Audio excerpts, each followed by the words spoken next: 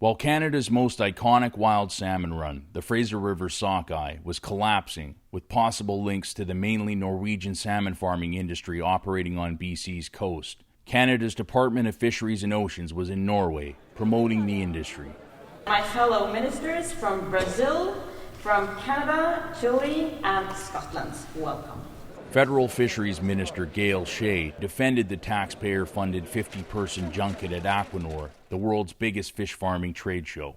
I'm here in Norway to support our aquaculture industry in Canada because it's a very important part of our economy. Meanwhile, diverse groups of Canadians, including the ecotourism industry that depends on the health of wild salmon, warn of mounting economic impacts from the loss of this vital resource. And scientists and conservationists speak to its catastrophic ecological consequences. The independent scientific community speaks with a single voice on this issue, that industrial-scale salmon farms in British Columbia are indisputably linked to the decline of wild salmon populations. Full stop. Sea lice, waste, and other impacts from open-net salmon farms are taking a heavy toll on the marine environment and wild salmon, the linchpin of BC's coastal ecosystems. If the salmon disappear along our coastline or are greatly diminished, we're going to see a tremendous loss of many of our icon species, such as the grizzly bear and the eagle. I attended Aquanor in the beautiful city of Trondheim with the Global Pure Salmon Campaign to discuss the impacts of the industry on wild salmon, screen my short documentary on the subject, and document the controversial presence of the Canadian government at this event.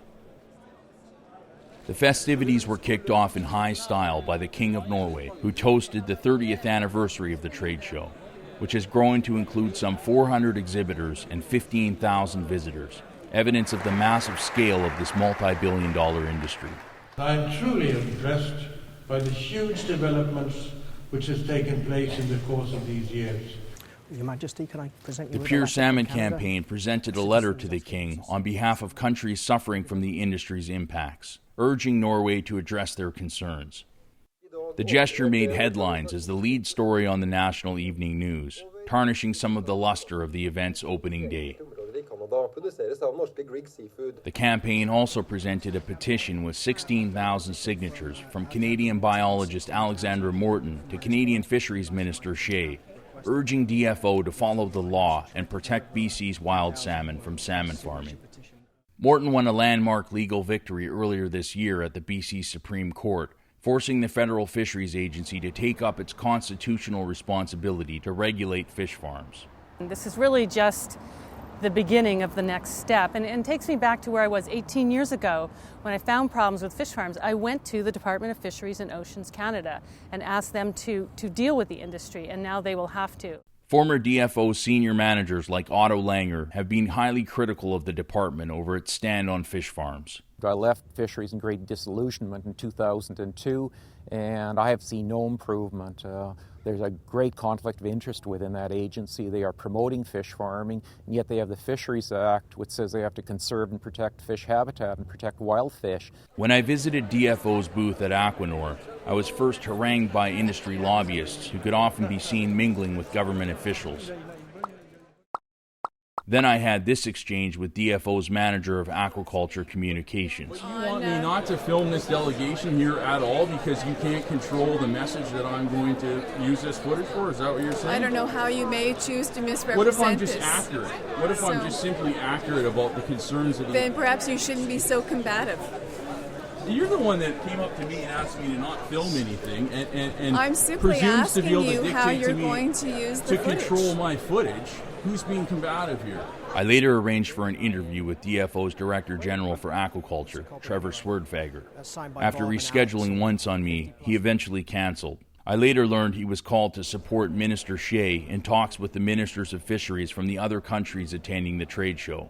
I did, however, manage to speak to the Minister herself briefly. I'd like to ask how you respond to some questions about the optics of this trip in light of the situation with the Fraser Sockeye right now and possible links to the salmon farming industry. Well, I think the optimum word here is possible. We have to do, and we are doing continually, science on salmon in British Columbia, aquaculture, as well as wild salmon. So we don't have any concrete analysis of what has happened in the current with the current salmon run. So it's too early to tell. I'm here in Norway to support our aquaculture industry in Canada because it's a very important part of our economy. The message to the Canadian Fisheries Minister that she heard loud and clear from 16,000 people yesterday with Alexandra Morton's petition was that the Canadian people, the British Columbian people, want the Canadian government to abide by the law and uphold the law on salmon farming. At the moment, they're bending over backwards to accommodate Norwegian companies operating in British Columbia. Before leaving Norway, I spent a day on several famous salmon rivers in the region, speaking to conservationists who have been fighting to protect what remains of Norway's wild salmon population, which has already been decimated by the industry. Unlike Canada, Norway has moved to protect some wild runs by creating no farm zones in several important fjords, like the Trondheim region where the trade show was held. The city of Trondheim still has some wild salmon running through it, unlike most of the country. I spoke to this fishing lodge owner who echoed the concerns of his counterparts in Canada, Scotland, and Ireland, who have all seen wild salmon populations collapse at the hands of the farm salmon industry. They come here to try and catch the famous big Norwegian salmon.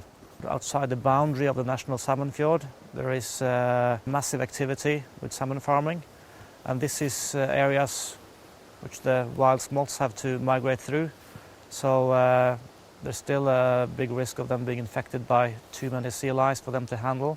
I find myself spending a lot of time doing conservation work instead of running this lodge because I see that it's vital if this lodge is to operate in the future. It remains to be seen how DFO intends to deal with the crisis on the Fraser and whether it takes seriously its renewed responsibilities to regulate the salmon farming industry and protect wild stocks.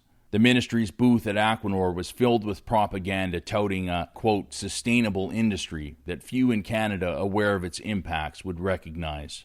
The term sustainable salmon farming is an oxymoron. It's a complete joke to call open net cage salmon farming on migratory corridors for wild salmon sustainable. For those holding out hope that DFO will come to its senses and do its job to protect wild salmon, this pro-industry junket certainly didn't inspire much confidence.